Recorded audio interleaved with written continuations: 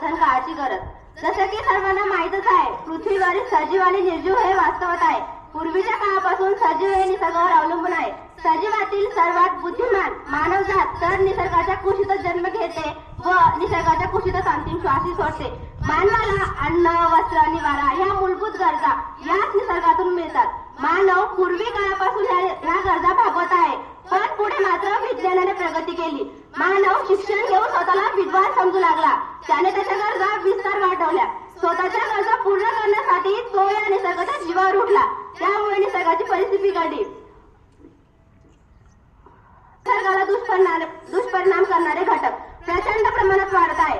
यामध्ये प्रामुख्याने प्रदूषण, वाढते तापमान, पाणी टंचाई, औषधी वनस्पती नष्ट होणारे, वाढती जंगलतोड, नैसर्गिक साधन संपत्तीचा अतिवापर या गोष्टीमुळे निसर्गाचे संतुलन बिघडत आहे.